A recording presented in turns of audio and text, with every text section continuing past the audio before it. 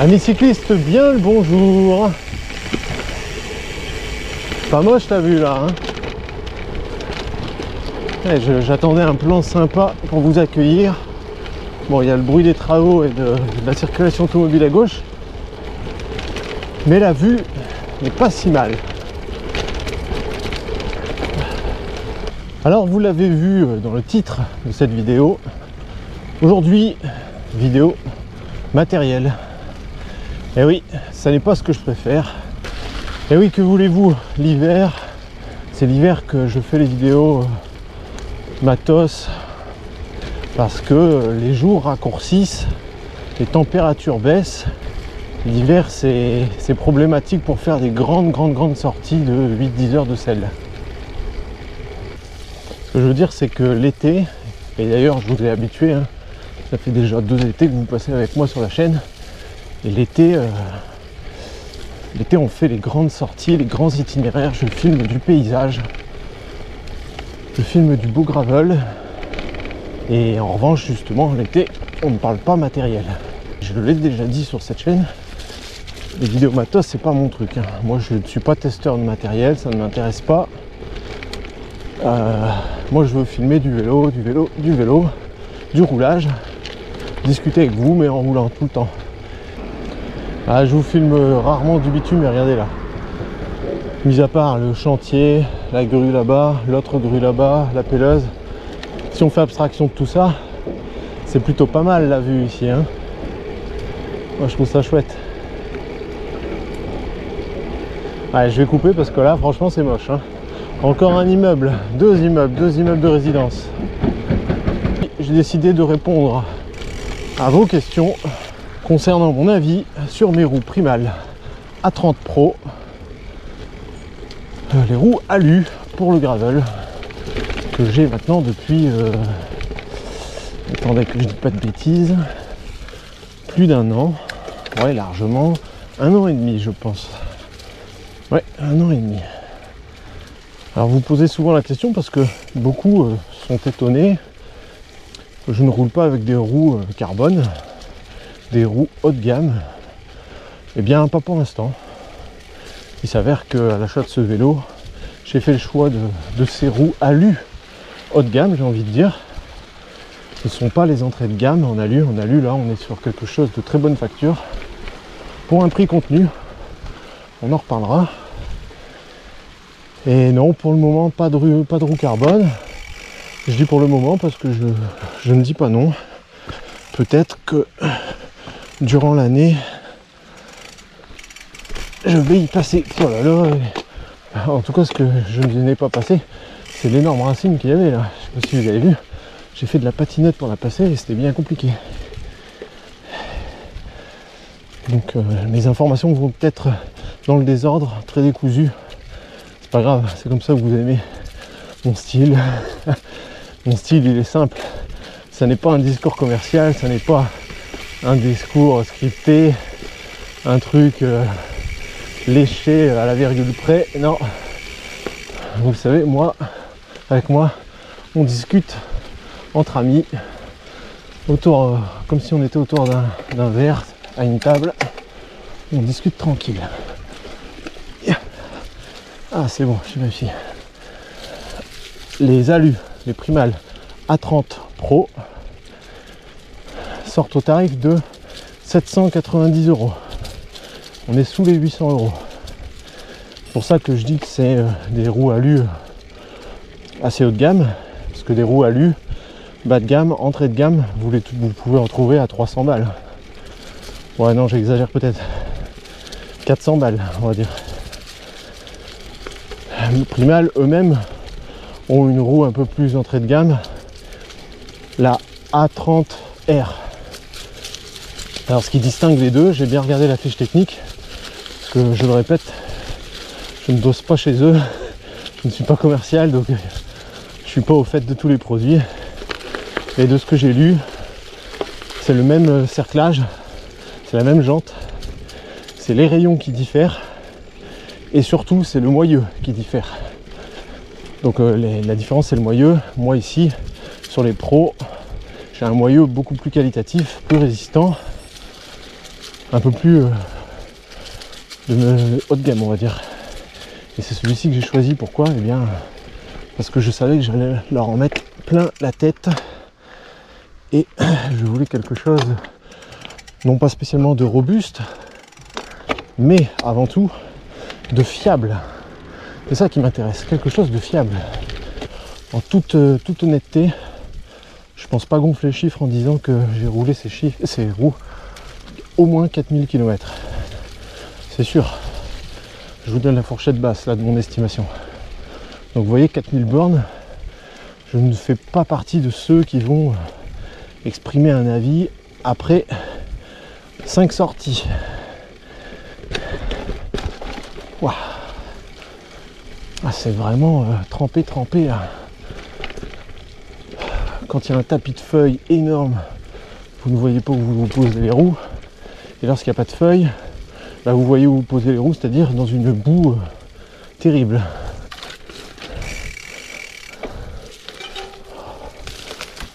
Tiens, c'est nouveau ça. Il y a une clôture maintenant à droite. Avant, il n'y avait pas. Je ne suis pas passé très souvent ici, mais tout de même, je me souviens qu'il n'y avait pas de clôture. Bref, parmi les gens qui sont intéressés par ces roues, j'ai lu dans les commentaires, certains m'avaient posé la question.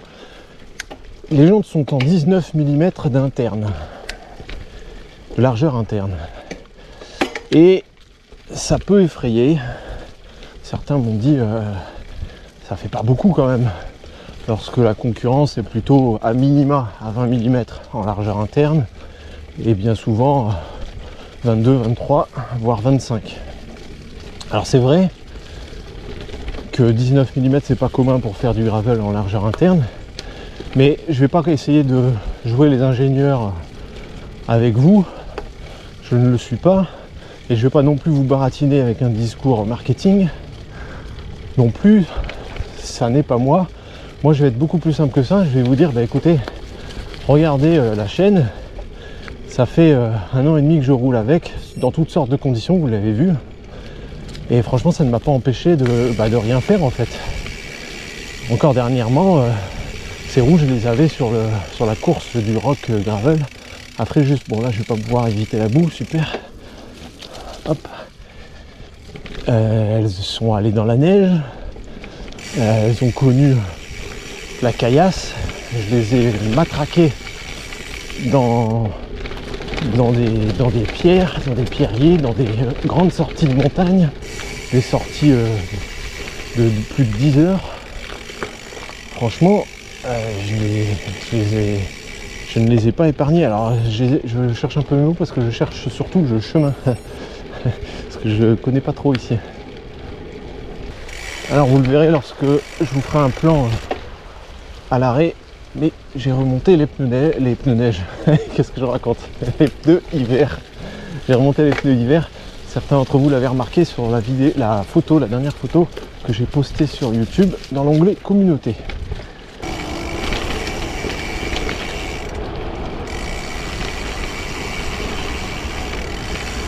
Voilà. Aïe aïe aïe aïe aïe aïe les pierres. Ouh, un sacré défrichage ici. Waouh.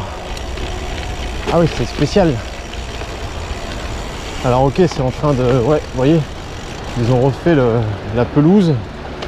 C'est en train de repousser. Alors l'an dernier, je ne pouvais pas passer ici. J'avais fait demi-tour dans une vidéo d'ailleurs. Parce qu'ils étaient en train de terrasser le lit du cours d'eau. Parce que vous voyez bien que ça, c'est pas naturel. Hein, ça a été fait de la main de l'homme. Bon, on va avancer parce qu'il y a beaucoup plus de bruit de circulation que prévu. Donc du coup, vous n'allez rien entendre. Donc oui, je disais la largeur interne de 19 mm. En fait, moi, je me suis pas posé la question quand je les ai achetés. Je me suis pas dit, comme beaucoup, ouais, c'est peut-être un peu fin parce que je regarde les autres roues des autres magasins, etc. Non, je me suis pas posé la question. Je les ai achetés. Et puis, je les ai roulés tout simplement. Et à aucun moment, je les ai mis en défaut. Donc vous voyez, j'ai pas d'argument marketing ou technique à vous donner, si ce n'est que mon argument qu'en 4000 bornes et que j'ai absolument couvert tous les terrains possibles et imaginables, c'est pas la prétention mais juste une constatation. Vous n'avez qu'à regarder toutes les vidéos précédentes, et il y en a un paquet. Je sais pas, je me demande si on n'est pas à 60-70 vidéos là. Et bien, ou même peut-être plus. Et bien, comment? Et bien voilà, donc j'ai fait 4000-5000 km avec. Voilà, tout ce que je peux dire, c'est qu'il n'y a eu aucun problème. En termes de fiabilité, je ne regrette pas mon choix des moyeux parce que les roulements tournent toujours comme au premier jour, c'est parfait. À noter que je n'ai eu aucune casse rayon, donc parfait. C'est tout ce que je leur demande, c'est d'être opérationnel en tout temps lorsque j'en ai besoin. Si vous êtes avec une paire de roues qui, une fois sur deux, est non opérationnelle parce qu'il y a un truc de cassé ou il faut graisser un roulement ou quoi que ce soit, bah, c'est relou. En plus, les roues, c'est quand même très spécifique. C'est compliqué d'y faire soi-même, donc il faut toujours un outillage particulier quand on veut toucher au moyeu. Donc ça veut dire que vous devez vous défausser de votre paire de roues, la mettre chez un spécialiste. Ah, c'est chiant. Donc moi, mon critère de choix numéro 1, c'est la fiabilité. Pour pouvoir les avoir tout le temps avec moi pour rouler. Ça monte ça? Ouais, ça monte. Impeccable. Que dire de plus? Eh bien que elles ont déjà pas mal de POC. Donc je vous ai dit, elles ont vu la haute montagne, ces roues. Et donc j'ai entendu de la caillasse claquer plus d'une fois dessus. Elles ont pris des petits stars. Bon, c'est pas grave, hein, c'est fait pour vivre, hein, des roues. Comme le vélo, je le répète souvent. Vélo, roue, ça va vivre, ça va prendre des accros. Voilà, impeccable. Donc bon, bah pas grave. C'est sûr que si ça avait été des roues carbone à 1900 €, ça fait un peu plus mal au cœur. Mais là encore, hein, c'est pareil, les roues carbone, elles vont vivre. Donc fiabilité, le poids, j'ai aucune idée de combien elle pèse, j'ai pas regardé sur le site. Franchement, on s'en fout. Vous n'êtes pas compétiteur pour la plupart, moi non plus. Franchement, on s'en fout du poids. Je peux vous garantir que ça roule, hein. Ça m'empêche pas d'aller chercher des coms à l'époque où j'étais à fond sur Strava, ce qui n'est plus le cas. Ça n'empêche pas de m'aligner et prendre des dossards sur des cyclos chronométrés. Je vous ai filmé ça aussi sur la chaîne. Donc non, franchement, ça roule très bien comme ça.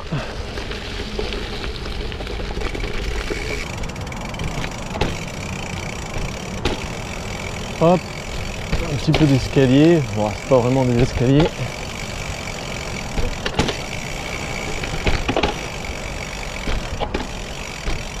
Vous voyez, je n'ai peur de rien avec ces roues, hein. Si j'avais une crainte dans les roulements ou dans les moyeux, je ne m'amuserais pas à faire ça, hein. Ah. Et c'est reparti pour du sous-bois. Single, un peu VTT.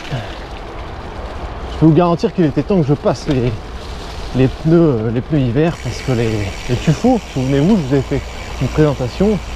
Les tuffeaux que je roulais encore la semaine dernière devenaient très limites. Ben d'ailleurs, vous le savez parce que vous m'avez vu dans le Grand Colombier avec, et j'ai même fait une chute. J'ai fait une petite chute. Je peux pas vraiment appeler ça une chute, mais bon. Et donc ça, c'était parce que les pneus sont beaucoup trop lisses pour la saison. Bah, je le savais, hein, c'est pas ce qu'on leur demande à ces tuffeaux. Ah, c'est sympa, hein. Alors je ne vais pas vite, hein, je n'avance pas du tout même pour dire la vérité. C'est pas grave, je ne suis pas là pour faire un chrono. Je suis là pour rouler tranquille, c'est le hors-saison, c'est peinard. Même si j'ai l'impression que cette année entière a été un hors-saison pour moi, parce que j'ai vraiment pas roulé ni beaucoup ni vite. Ah, c'est pas gênant. Des années comme ça. Ah, vraiment très agréable. Je rappelle pour ceux qui auraient raté la vidéo de l'an dernier, nous sommes dans le parc d'Assaut. Parc d'Assaut en banlieue d'Annecy. Je crois que c'est sur la commune de Mété ou Cran. Je ne sais plus, vous regarderez les cartes à gauche. Bon, c'est un labyrinthe, hein. Armez-vous de patience ou d'un guide local. Mais ça tournicote vraiment dans tous les sens, il y a des chemins de partout. Et c'est tant mieux, hein. Je vois pas mal de promeneurs, des coureurs à pied. Quelques cyclistes, pas beaucoup.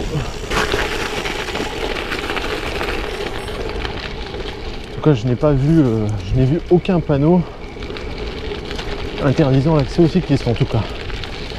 On est déjà passé ici avec les copains, mais je viens rarement. Compliqué de me repérer. Voilà, l'arbre. Ah oui, si, je me souviens.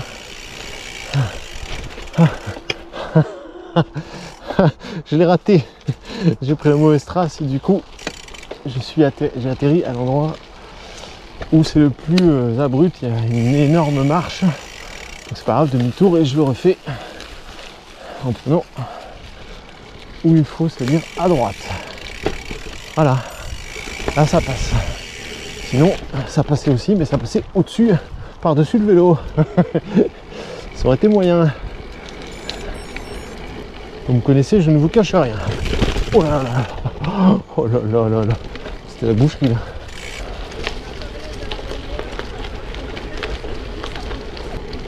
Je me souvenais plus que c'était si long.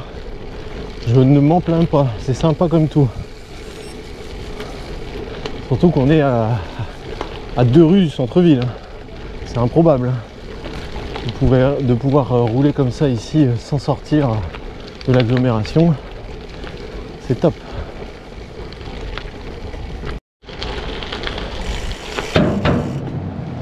Hop, et voilà.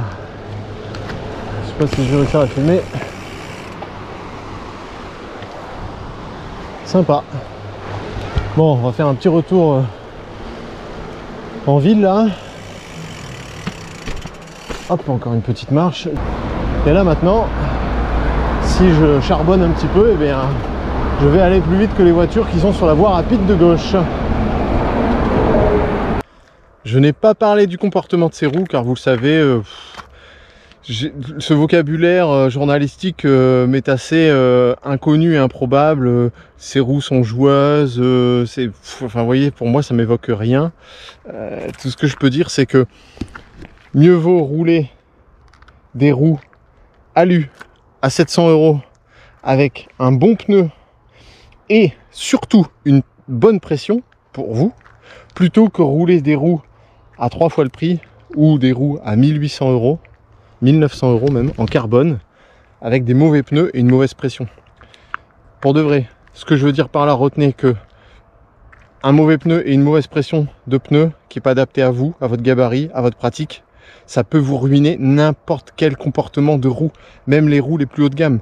Donc, des roues, moi, ma conclusion, c'est que ça s'apprivoise. C'est au fil des sorties, des centaines de kilomètres, que vous commencez à ajuster au plus fin votre pression qui vous est propre. Je le répète, j'ai fait un tuto là-dessus, en fonction du poids du cycliste, du poids du système complet, si vous êtes chargé ou pas, en fonction de votre terrain, en fonction du pneu, de la largeur du pneu, de la largeur de votre jante. Ça s'apprivoise et c'est pas même en 5 sorties qu'on peut trouver la bonne pression du premier coup. J'ai oublié de vous dire, si vous voulez plus de détails sur la fabrication de ces roues, j'ai fait une vidéo dédiée à l'usine l'an dernier. Souvenez-vous, j'étais allé passer quelques jours là-haut dans le nord et j'avais filmé l'assemblage de A à Z de ces roues. Donc je vais vous remettre le lien en description sous la vidéo, vous pourrez cliquer et aller la revoir. Donc le comportement en conclusion de ces roues, ben elles sont parfaites, hein. Moi, elles me conviennent parfaitement dans ma pratique, je le répète. J'ai dit tout à l'heure, je me répète, je radote à mon âge. J'ai absolument tout fait, je leur en ai mis plein la tête. Elles ont été d'une fiabilité exemplaire. Est-ce que je regrette mon achat? Absolument pas. Est-ce que je partirai sur la roue un peu plus dessous de gamme chez eux, à savoir les A30R? Eh bien, non, parce que je vous ai dit, elles sortent à 500 et quelques euros. Et celles-ci sont à 800 €. J'étais pas à 300 € près au moment de mon achat et j'ai préféré rogner sur d'autres postes de dépenses pour pouvoir mettre cette différence de 300 €. Car pour moi, vu là où je vous ai déjà emmené avec moi en haute montagne, dans la Pampa, à plusieurs heures et plusieurs dizaines de centaines de kilomètres de chez moi, à plusieurs centaines de kilomètres, peut-être pas quand même, parce qu'au maximum on est éloigné de 100 bornes de chez moi, j'ai pas envie de rester en carafe avec un moyeu pété ou quoi que ce soit. Donc pour moi la fiabilité, j'ai mis 300 balles de plus et j'ai pris la version A30 Pro. Comme ça, pas de doute, j'ai été tranquille avec ça.